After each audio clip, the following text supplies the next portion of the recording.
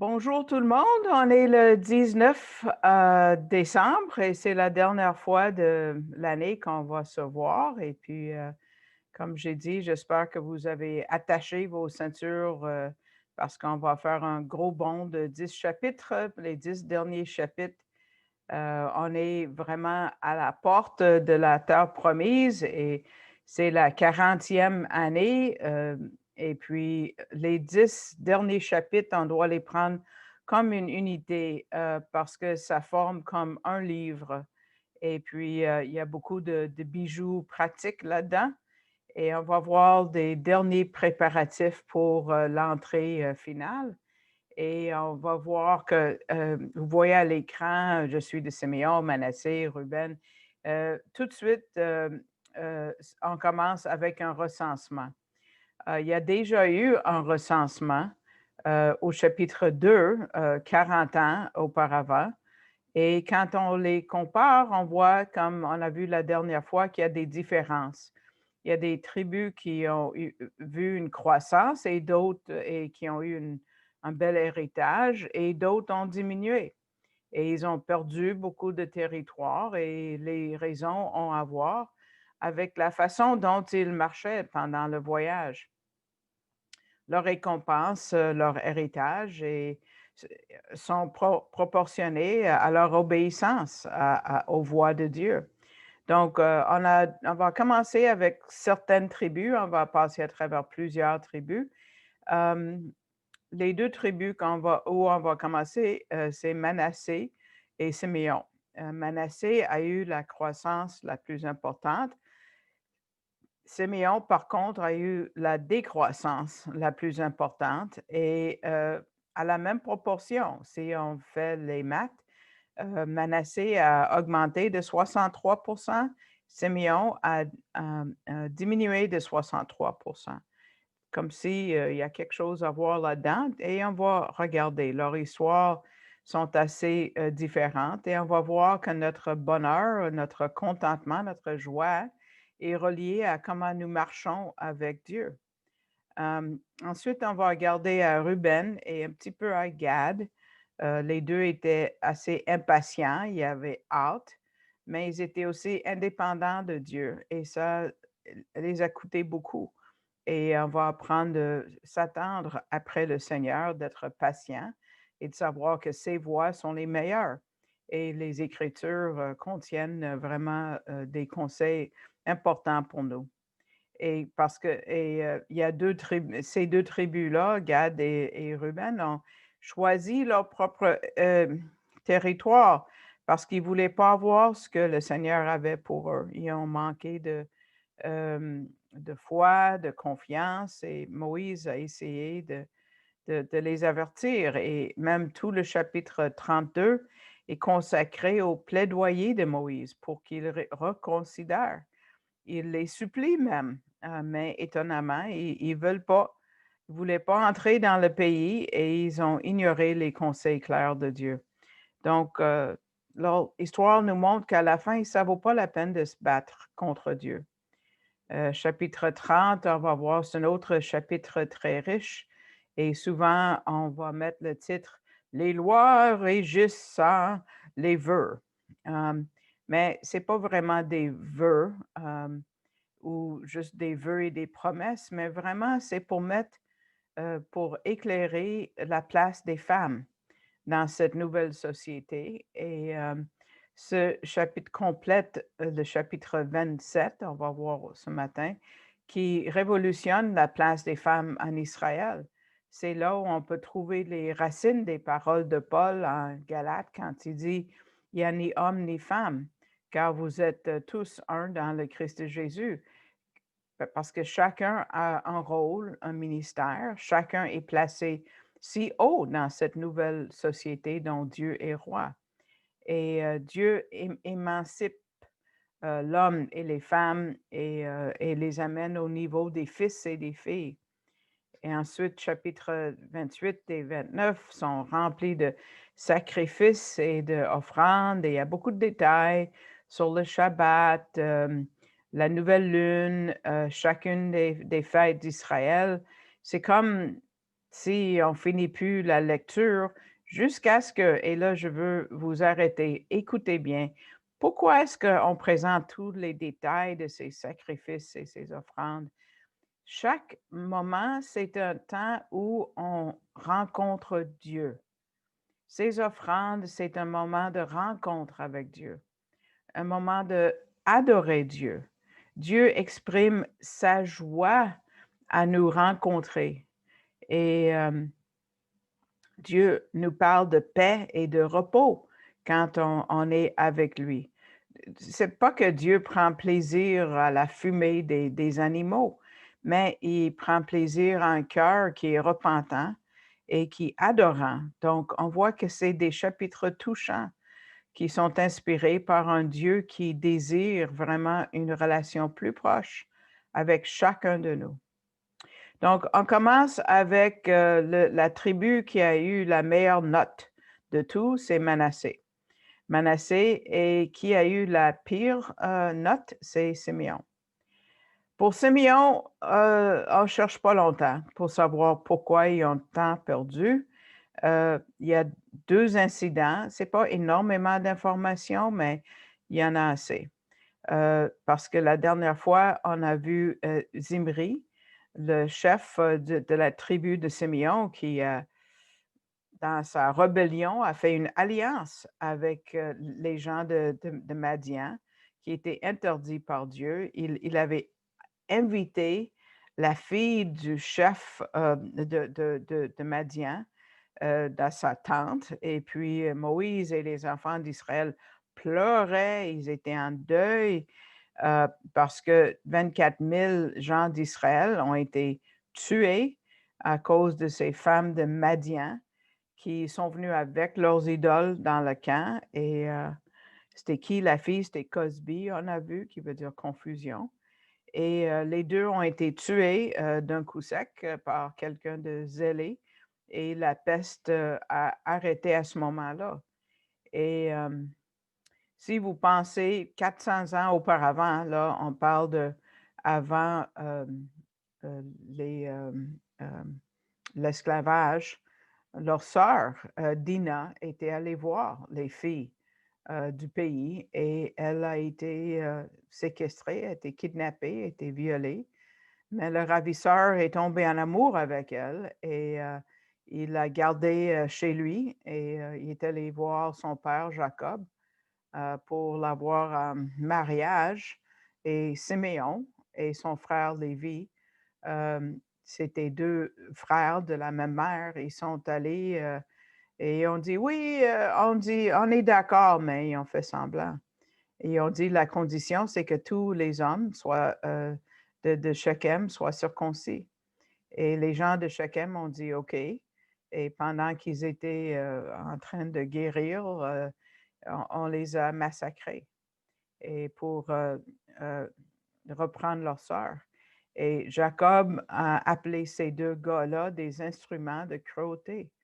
Le mot pour cruauté et violence est le mot Hamas. Hamas, vous savez, c'est le groupe terroriste dans le sud d'Israël, dans la bande de Gaza. Et puis, ça veut dire un genre d'infraction des droits personnels. Euh, euh, Ceux qui gardent leur sang-froid et qui font de la violence sans penser. Donc, ces deux incidents mettent toute la tribu en danger d'être éliminée. Et parce que les autres peuples autour, en Genèse, on le lit, ils en ont eu oui dire et ils ont décidé d'attaquer cette petite famille. C'était avant euh, le temps en Égypte, donc on était en bas de 100 personnes. Mais Dieu a mis la crainte de cette famille dans leur cœur pour préserver, dans le fond, l'issue de ces frères des 12 tribus. On lit dans la diapo que en Genèse 35, verset 5, qu'ils ont dû partir et parce que la terreur de Dieu se répandit sur les villes qui les entouraient et l'on ne poursuivit point les fils de Jacob. C'est comme ça que Dieu a protégé Israël parce que sans ça, bon, le Judas serait mort et le Messie Jésus serait pas venu de Judas, puis ça aurait été la fin pour nous tous. Jacob avait vu qu'il avait, il a fait une prophétie. Dieu lui a donné cette prophétie par rapport à Siméon et Lévi, ses instruments de cruauté. Et il a dit en Genèse 49, il a dit, maudite soit leur colère, car elle est violente, et leur fureur, car elle est cruelle. Je les séparerai dans Jacob et je les disperserai dans Israël. Donc, la raison que Jacob donne, c'est leur colère.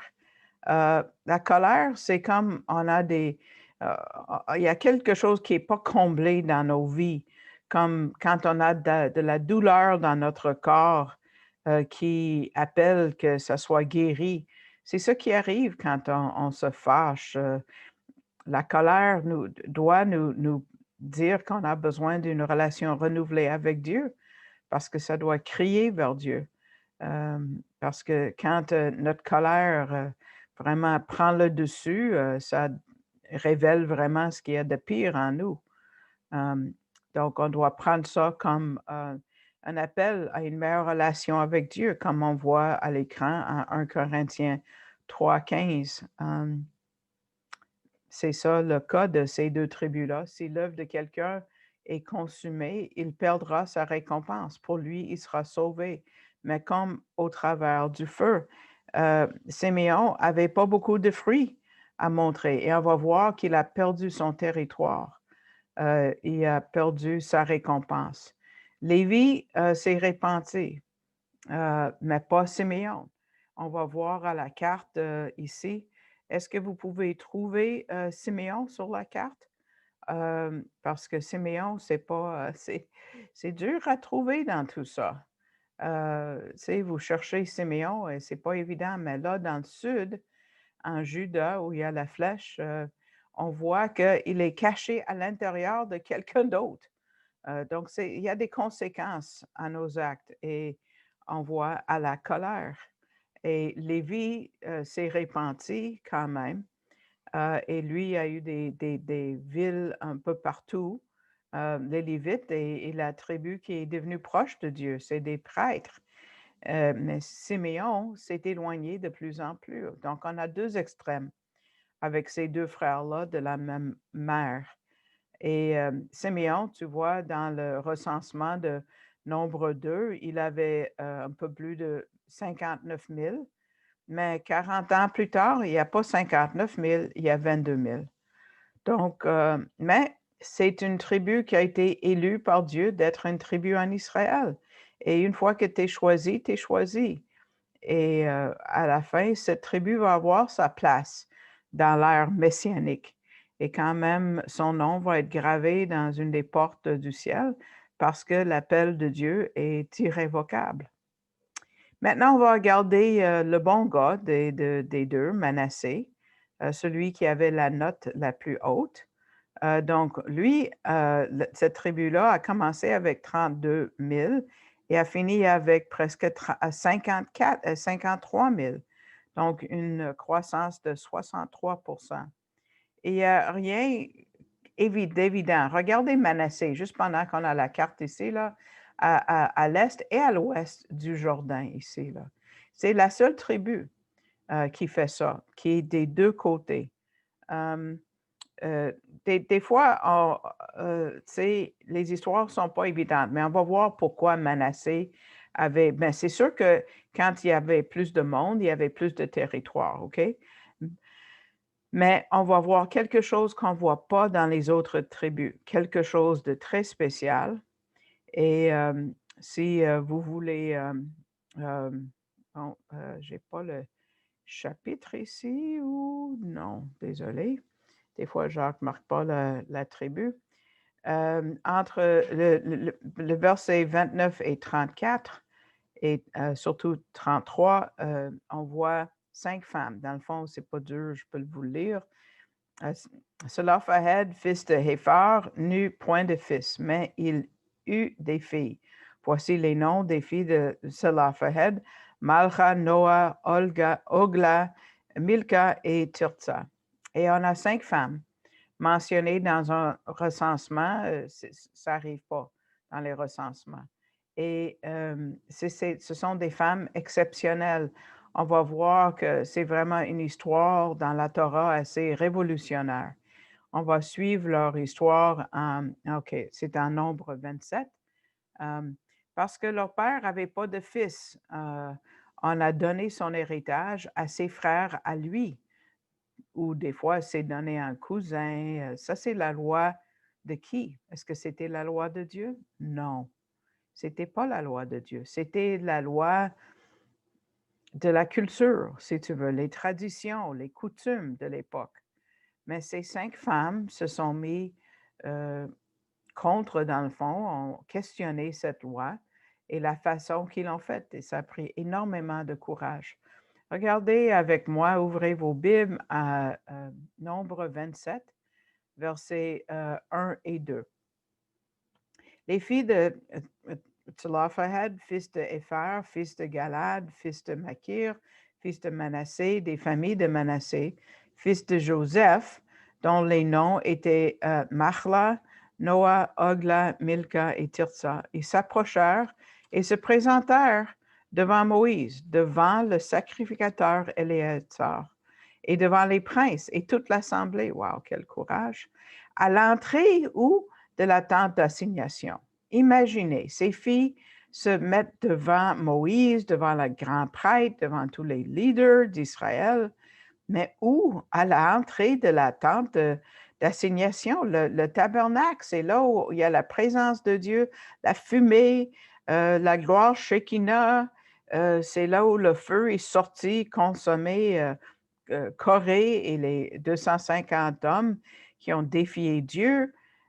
Les filles devaient avoir énormément de confiance et n'étaient pas intimidées par ces gens-là. Et qui est venu plaidoyer leur cause devant Dieu? Il n'y avait pas d'hommes. Qui leur a donné leur courage? Regardez le verset 3 et 4 maintenant, chapitre 27. Notre Père est mort dans le désert. Elle présente leur cas. Il n'était pas au milieu de l'assemblée de ceux qui se révoltèrent contre l'Éternel, de l'assemblée de Corée, mais il est mort pour son péché, comme tous les gens de cette génération sont morts dans le désert. Et il n'y avait point de fils. Pourquoi le nom de notre Père serait-il retranché du milieu de sa famille? Parce qu'il n'y avait point eu de fils. Donne-nous une possession parmi les frères de notre Père, ça veut dire parmi nos oncles. Et ils ont rappelé à Moïse et aux autres que leur père n'était pas un rebelle comme Corée et sa gang. Donc, pourquoi enlever son nom de l'Assemblée? Ils ont demandé une possession. Ils n'ont pas dit reconsidérer la loi, donne-nous une petite partie. C'est injuste. On le veut tout. Non, ils ont demandé une partie. Donc, il y avait des hommes sûrement qui ont dit, le feu va sortir, les consommer. Aïe, aïe. Et peut-être Moïse, quand il est entré dans la tente, il a prié, oh Seigneur, aie pitié de ces filles-là. Parce que quel territoire dangereux? Personne n'avait fait une demande comme ça. Il dit rien, Moïse. Dieu lui avait dit que s'il y a une situation difficile, mais viens me voir, Dieu a dit. Donc, c'était difficile. Donc, il entre dans la tente et sûrement, il demandait pitié pour ces filles-là.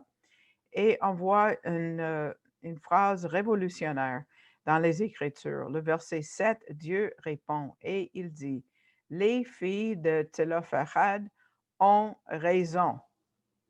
Wow! Wow! Wow!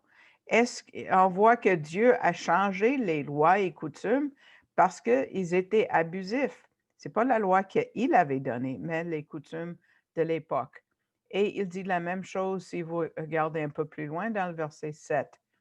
Tu leur donneras une possession d'héritage au milieu des frères de leur père, et tu feras passer à elles l'héritage de leur père. Le mot donner, c'est un mot en français, mais en hébreu, c'est donne, donne. C'est répété 2 fois.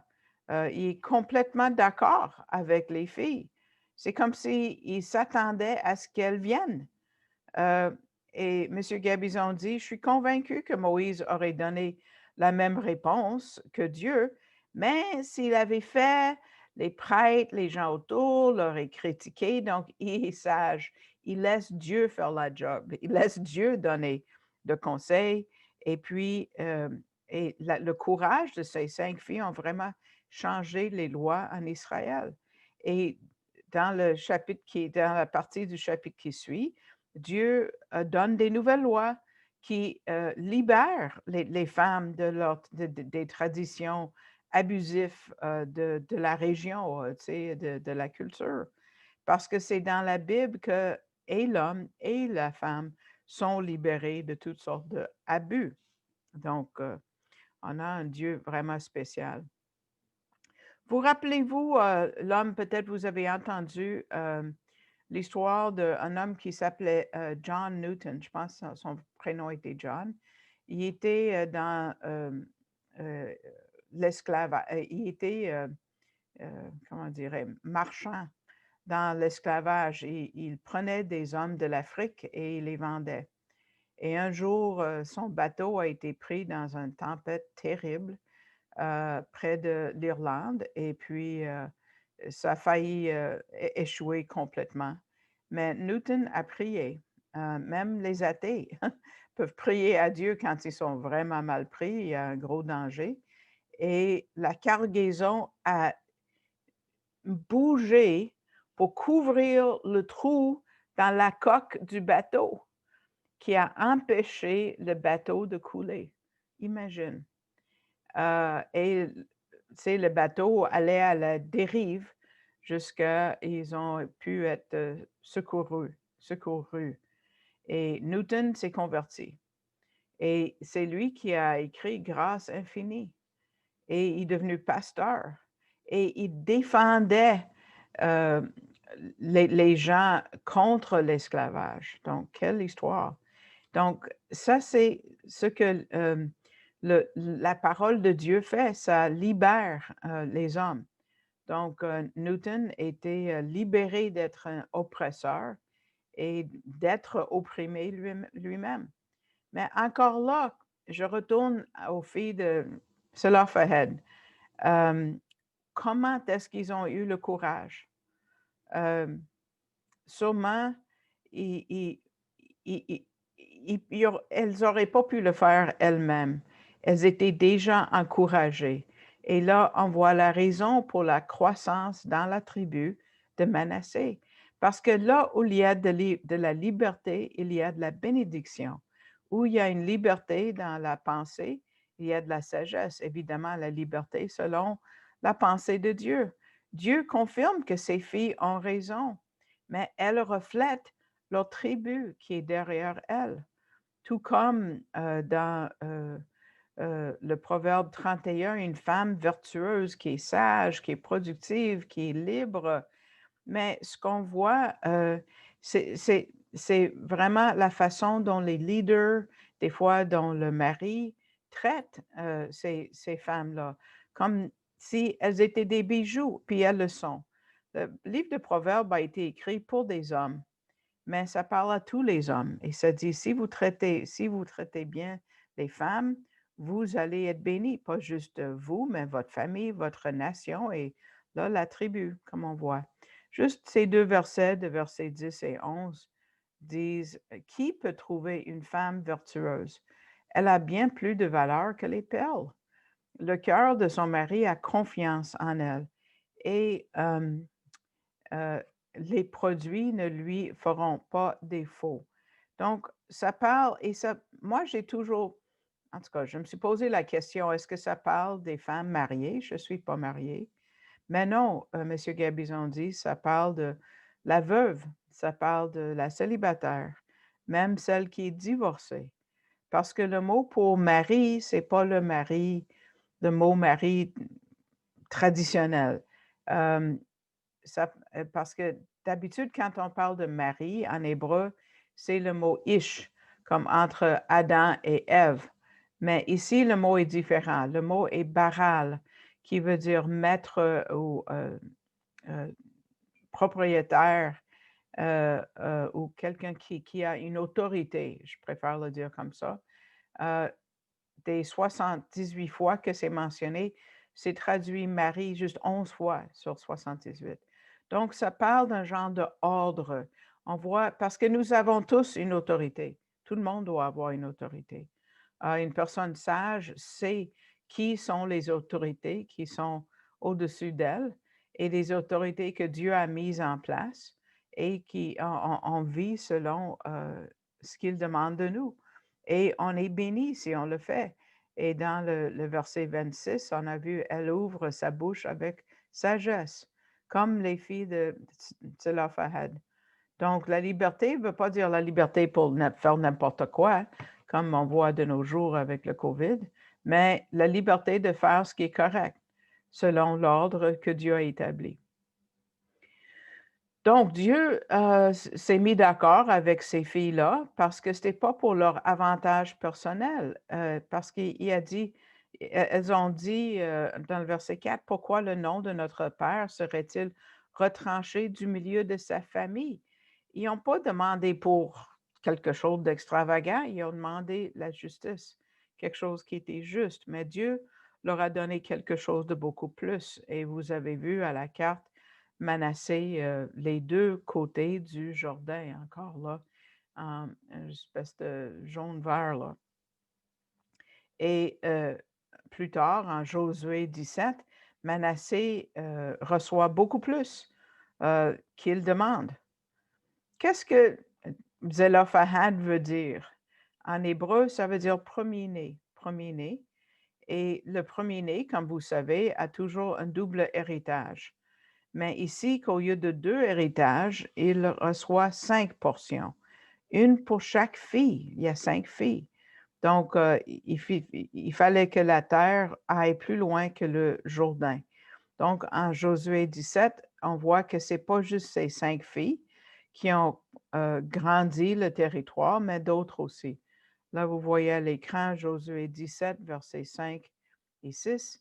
Il échut 10 portions à Manassé, outre le pays de Galade et de Basan, qui est de l'autre côté du Jourdain, car les filles de Manassé eurent un héritage parmi ses fils. Et le pays de Galade fut pour les autres fils de Manassé. Pas juste 5, mais 10 qui ont excellé dans leur travail, et donc toute la tribu est bénie. Donc ça, c'est comme un accomplissement de la prophétie de Jacob par rapport à Manassé, parce qu'à la fin de Genèse, Jacob dit qu'il multiplie en abondance au milieu du pays. Puis on a vu à la carte, c'est exactement ce qu'ils ont fait. Pourquoi? Parce qu'ils ont suivi le Seigneur. Donc, ça nous fait poser une question. Qu'est-ce qui serait arrivé si les 5 filles n'auraient pas demandé, s'ils n'avaient pas demandé? Si elles avaient manqué de courage, si la justice n'était pas importante pour elles, Manassé aurait été comme les autres. C'est comme on voit en Jacques 4, 2, où ça dit, vous ne possédez pas parce que vous ne demandez pas. Voilà la clé au succès. Prends pas le statu locaux comme étant donnés. Dormez pas. Euh, Prends votre place comme les filles devant la tente d'assignation. Dieu est là et du côté de ceux qui veulent déplacer des montagnes. Et M. Gabizon dit, entourons-nous des gens qui sont là pour nous encourager et pour nous aimer. Ces 5 filles n'auraient pas pu le faire elles-mêmes. C'est toute la tribu, c'est les gens derrière elles qui les ont aidées, j'imagine. M. Gabizon dit, donc on a tout un choix entre Simeon et sa colère et Manassé. Simeon n'est pas resté dans les règles. Et ils ont fait ce qui était correct à leurs yeux, puis qu'est-ce qu'ils ont fait? Ils ont massacré. Mais pas Manassé, où la règle de l'amour a régné. Donc, on va regarder maintenant 2 autres tribus qui ne sont pas des beaux exemples, Ruben et Gad. Donc, vous voyez dans le sud, là, du côté est du Jourdain, Gad est juste sous Manassé et Ruben est un peu plus au sud. Sous Ruben, vous voyez les 2 peuples que Dieu a dit, ne demandez pas leur territoire, Moab et Édom. Dieu a dit, je ne vous donne pas leur territoire. Et puis, donc, Gad et Ruben sont juste au sud. Et on va voir encore, ils ont fait des choses qui n'étaient pas correctes. Qu'est-ce qu'ils font de l'autre côté du Jourdain? Je pose la question. Et là, on va voir. Il y avait un problème. C'est un cas de ceux qui, on récolte ce qu'on sème. Et puis, on nous a avertis de ne pas semer de l'autre côté du Jourdain. Puis, c'est ce qu'ils ont fait. Parce que, tu sais, ils auraient eu de la place de l'autre côté du Jourdain parce que c'était proportionnel à leurs conditions spirituelles. Et M. Gabizon dit, c'est comme nous aujourd'hui. Si nous marchons avec Dieu, on est bénis. Il nous donne tellement, mais quand on ne marche pas avec Dieu, les bénédictions diminuent. Et des fois, ils deviennent tellement minces qu'on ne les voit plus. Mais en nombre, la grandeur de la terre promise et du Jourdain jusqu'à la mer Méditerranée, ça va au nord, dans le Galilée, dans le sud, on va voir. Mais au début, on voit que le territoire que Dieu a donné à Abraham, et ça c'est dans un des 5 passages de l'Alliance abrahamique, vous voyez ici, le numéro 3 est à Caire. Donc, ça ne va pas jusqu'à Caire, et c'est même pas le Nil, c'est le Oued el-Arish, al-Arish, mais c'est difficile avec une carte PowerPoint de le marquer juste à cette place-là. Et vous voyez le numéro 4 vers le haut, on voit dans le coin supérieur, on voit une rivière et on voit l'Euphrate. Donc, c'est assez vaste, ce territoire-là. Et ça dit, vous ne voyez pas en bas de l'écran, mais c'est Genèse 15, 18. Ça dit, en ce jour-là, l'Éternel fit alliance avec Abraham et dit, je donne ce pays à ta postérité, depuis le fleuve d'Égypte. Et le fleuve, évidemment, ce n'est pas le Nil. Sinon, les Juifs auraient été déjà dans la terre promise tout en étant captifs en Égypte parce que le Nil passait dans leur terre de captivité, mais pas cette tributaire au nord qui s'appelait le fleuve d'Égypte. Donc, le fleuve d'Égypte, ce n'est pas le Nil. Jusqu'au grand fleuve, qui veut dire le fleuve de l'Euphrate, où j'ai dit est le numéro 4. Dieu a répété cette promesse à une nouvelle génération en Deutéronome 11, 24. On n'est pas encore prêt pour l'autre carte. On peut reculer. Donc, oui, ce qu'on ne peut pas voir, c'est que c'est marqué en Deutéronome 11, 24 pour ceux qui prennent des notes et en Genèse 15, 18. Donc, Genèse 15, 18, Deutéronome 11, 24, ça donne les limites du territoire d'Israël. Et c'est assez grand, c'est comme 1500 000. Entre Suez et Bagdad, c'est 1500 000. Et ça, c'est les mêmes mesures, on va voir tantôt, pas tout de suite, de la Nouvelle Jérusalem qui sont données dans l'Apocalypse.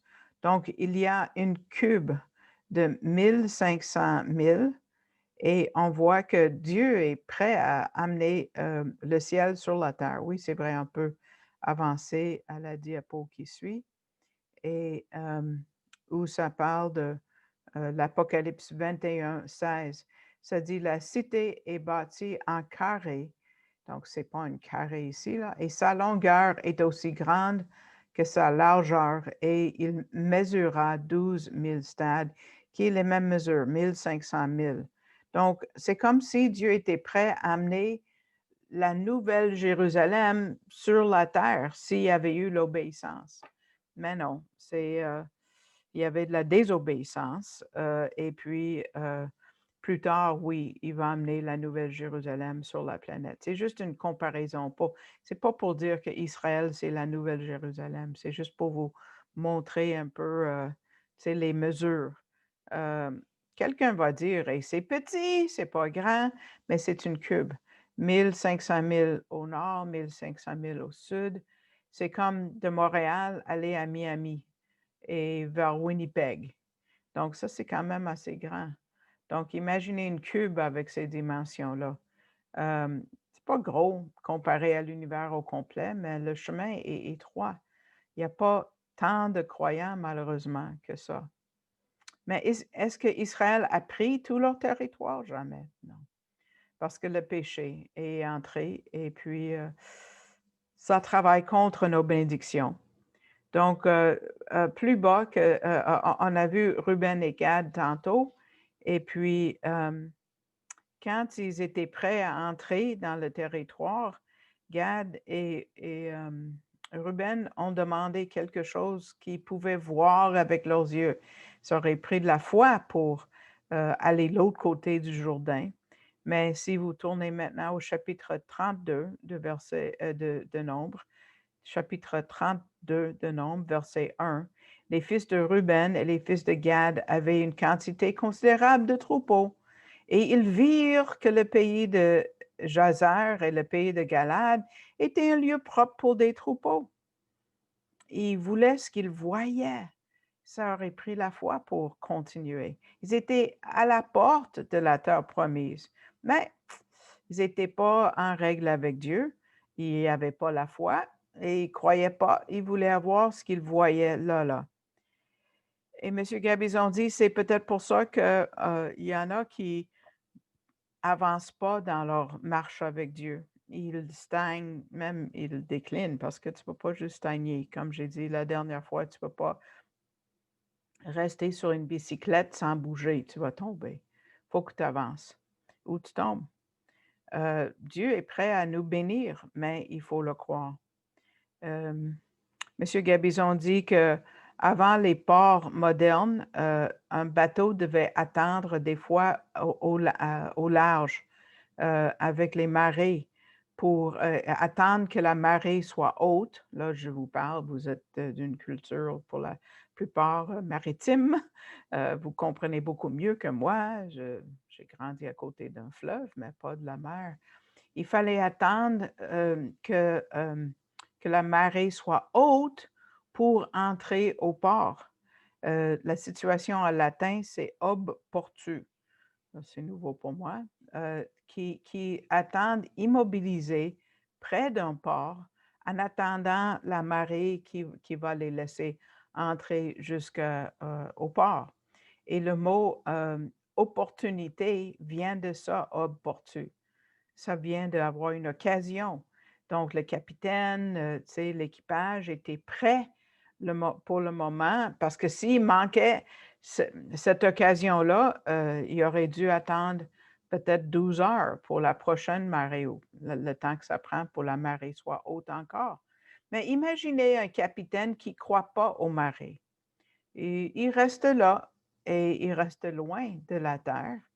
Et il reste comme ça. Et M. Gabizon dit, il y en a qui ne croient plus. La marée, une marée après l'autre arrive, puis ils ne le voient pas. Moïse est fâché par leur choix de rester l'autre côté. Il les appelle des rejetons d'hommes pécheurs, comme leur père dans le verset 14.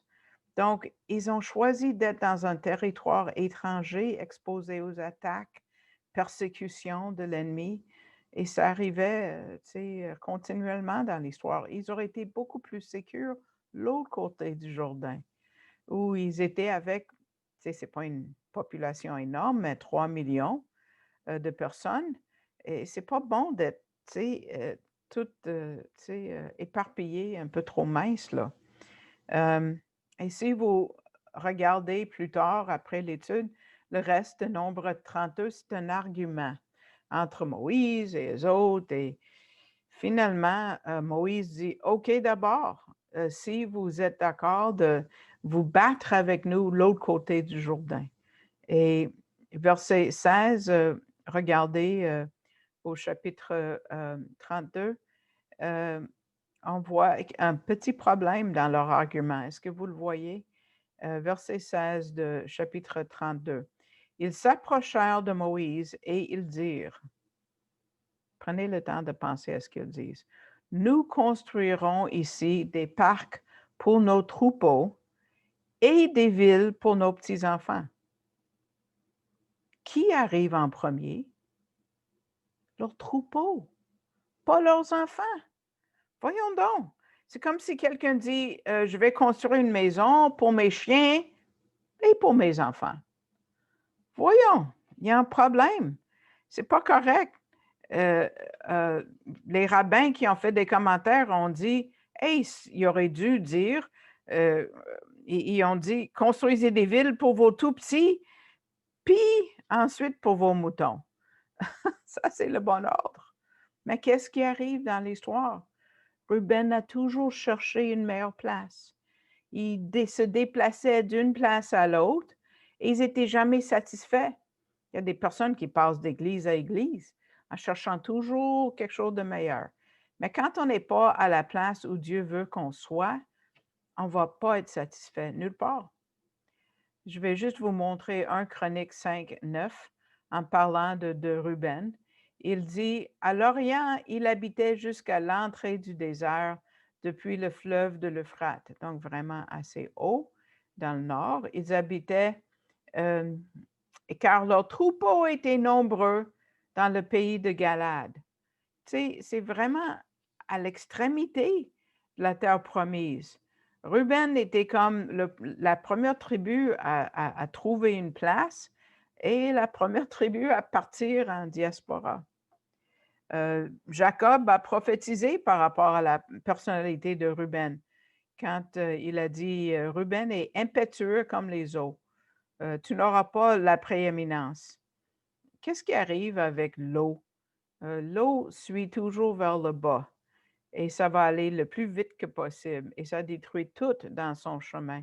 C'est instable, c'est pas contrôlé, c'est agité. Ça parle d'un genre d'écume qui se forme quand tu l'agites continuellement. Ruben avait beaucoup de bétail. Il fallait toujours se déplacer pour les nourrir. Et ça, c'est le cas quand on a un œil juste pour les richesses du monde. Au lieu de nous qui utilisons les richesses, c'est les richesses qui nous utilisent, dans le fond.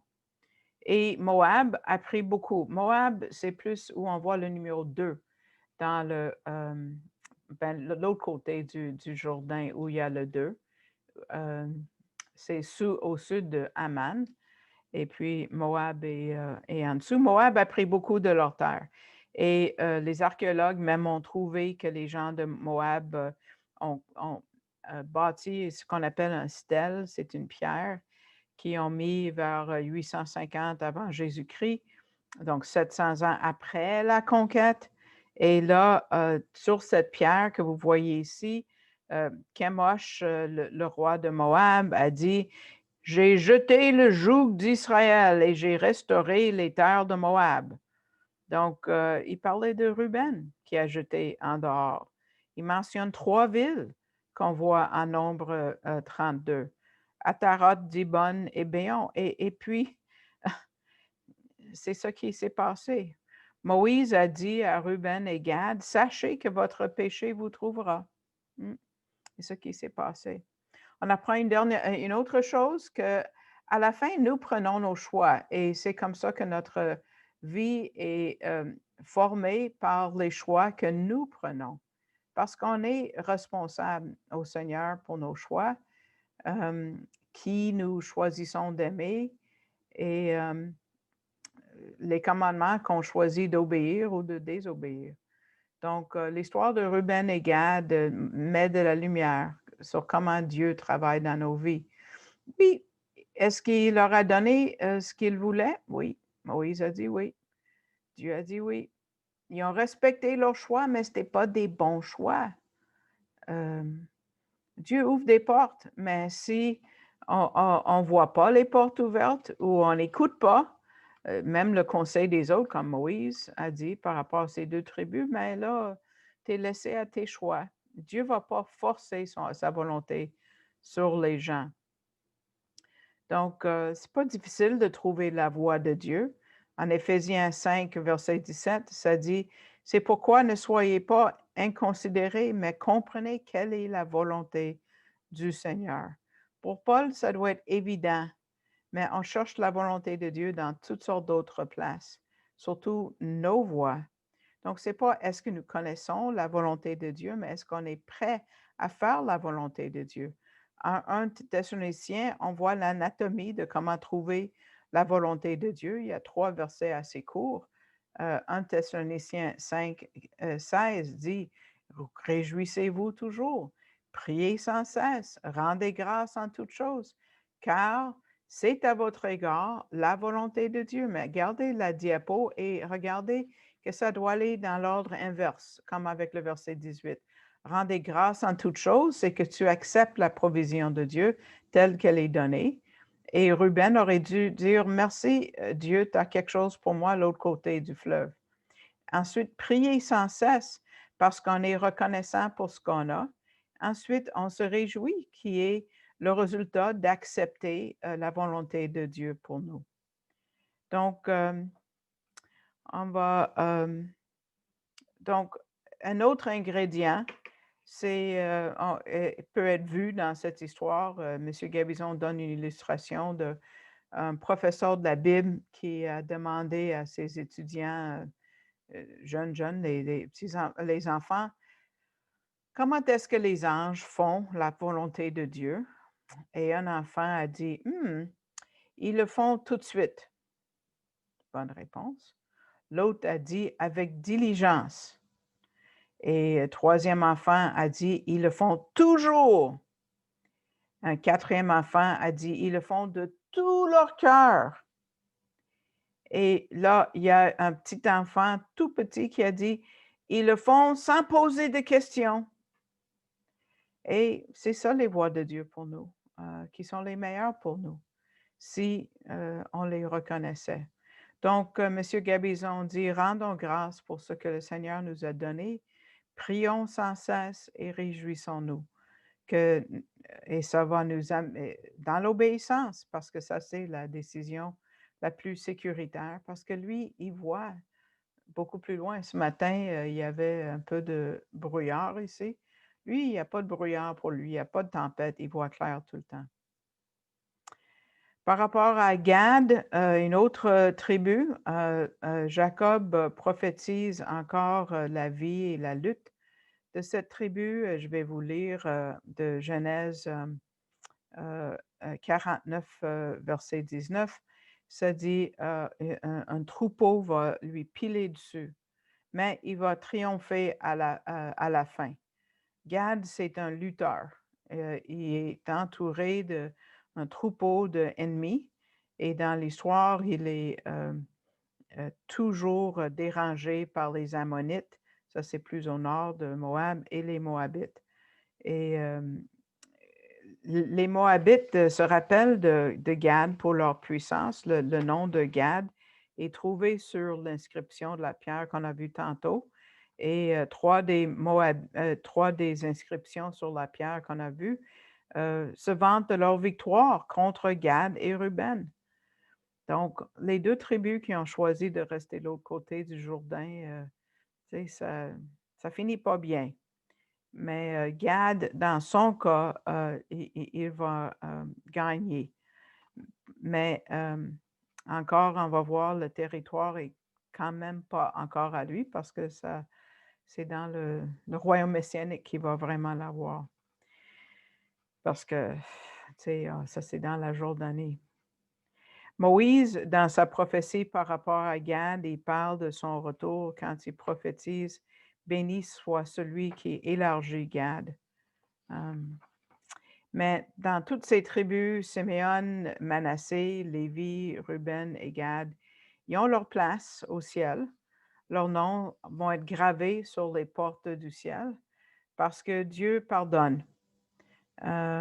Et puis, il va arriver un moment quand Dieu va oublier nos péchés.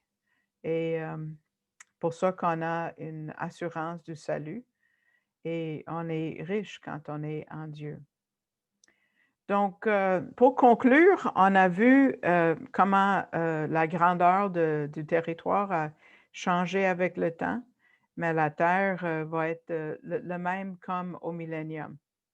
Donc, regardez la carte qu'on a ici. C'est une dépiction, c'est une façon de voir qui dépeint, je devrais dire, les tribus. C'est pas clair et net comme ça, tranché au couteau, comme vous voyez ici, là. Mais regardez, Dan est plus haut. En tout cas, vous voyez que Ruben et Gad sont rendus de l'autre côté maintenant. Hein? Vous voyez? Mais Israël a été choisi pour être une nation de prêtres, une lumière pour les non-juifs. Mais depuis qu'elle est entrée dans le territoire d'Israël, dans le livre de Nombre, elle a vraiment pas accompli son travail. Mais dans le royaume, oui, elle va le faire, Israël, et va avoir l'occasion de faire le travail. Elle va être ramenée à cette terre-là. Et là, elle va accomplir le travail. Donc, pour résumer, on a vu ces 4 tribus. On a commencé avec Siméon. Vous voyez même que Siméon est sorti de Juda, au sud de la sainte portion qui est en orange. Dans la carte, Siméon est à sa place à elle, finalement, parce que Dieu va pardonner. Et puis, Siméon, on a vu au départ qu'elle a eu une baisse, la baisse la plus profonde, et n'avait pas eu un territoire parce qu'elle était cachée en Juda, parce qu'elle n'a pas choisi de vivre selon les règles. On a vu, tu sais, le cas de la dernière fois de Zimri avec Cosby. Et puis, parce que Zimri avait sa propre musique. Il a fait son alliance avec les femmes moabites et est entré avec une femme qui a apporté ses idoles avec elle. Et misère, ça a causé du trouble. Et puis, par contraire, en contraste, on a vu Manassé, qui a vécu selon les règles de Dieu et qui a expérimenté la plus grosse croissance, 63%, et Manassé a eu beaucoup de fruits. Et on a vu qu'à cause de comme une atmosphère probablement d'amour et de confiance, et les 5 filles de Tselophahed ont eu le courage de vraiment défier, dans le fond, pas une loi de Dieu, mais une coutume du pays. Et toute la tribu était bénie à cause de ces femmes-là. Incroyable. Ensuite, on a vu à la fin ici Ruben et Gad, qui étaient impatients. Ils ne pouvaient pas attendre la provision de Dieu. Ils ont argumenté tout un chapitre, insisté qu'ils avaient raison. Et leur vie était des vies de lutte et de difficulté. C'est leur choix. Mais il y a quelque chose en commun. Et ça, on ne peut pas le voir à la carte. On peut enlever la diapositive. Il y a quelque chose en commun avec 3 des tribus, Siméon, Ruben et Gad, parce que 3 étaient ensemble pendant l'Exode. Donc, ils étaient tous du côté sud du tabernacle pendant 40 ans. Et c'est eux qui étaient le plus mécontents, le moins satisfaits. Ils ont probablement mémoré entre eux et ils se sont influencés. Et comme les mauvaises compagnies qui corrompent les bonnes mœurs, comme on voit en 1 Corinthiens 15, 33. Donc, même si la mauvaise compagnie corrompt, la bonne compagnie nous encourage parce qu'on sait qu'en proverbe, le fer aiguise le fer. Et Judas, Issachar et Zébulon, qui ont été du côté est, ont toutes augmenté. Et sûrement, ils se sont encouragés. Peut-être ils se sont parlé entre eux. Et puis, évidemment, de Judas, c'est où on a le Messie. Et c'est où est-ce que Jésus a vécu? Dans le territoire de Issachar et Zébulon. Et c'est là où il a commencé son ministère au moins. Donc, on doit s'encourager les uns les autres. Nous sommes une communauté. On ne peut pas vivre notre foi en solo, surtout dans ce temps de COVID et tout ça, là. Notre communion doit nourrir notre âme et pour nous fortifier dans un temps d'épreuve. Par-dessus tout, on est avec Dieu qui vit avec nous. Vous avez peut-être tous appris un peu de Jean-Paul Sartre, le philosophe français qui est, ouf, il est déprimant. Un athée, et il a dit, si vous vous sentez seul, quand vous êtes seul, vous êtes en mauvaise compagnie. Je ne sais pas le français, comme il a dit, sûrement mieux que la façon que j'ai traduit l'anglais de Jacques. Mais ça prend un pessimiste pour dire quelque chose comme ça. Mais imaginez Jésus qui est comme brimé, qui est blessé quand un croyant dit ça. Je suis seul. Jésus, il dit, et moi, je suis là, moi. Donc, le croyant est béni par la présence de Dieu en lui et la présence d'autres personnes dans le corps du Messie.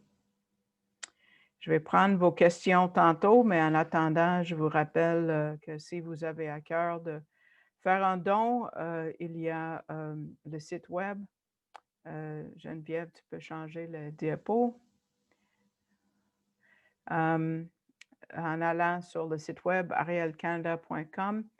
Et puis aussi, arielcanada.com, vous allez peut-être trouver l'adresse pour envoyer par la poste si vous voulez un don. Mais si vous cliquez sur le drapeau français, vous avez accès. Et puis ensuite, il y a le rectangle en rouge en bas, faites un don.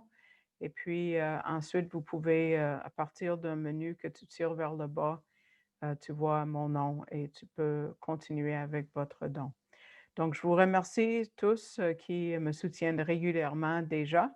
Je l'apprécie grandement. C'est ça qui me garde encore flottée dans ce temps de vague qui est un peu difficile de COVID.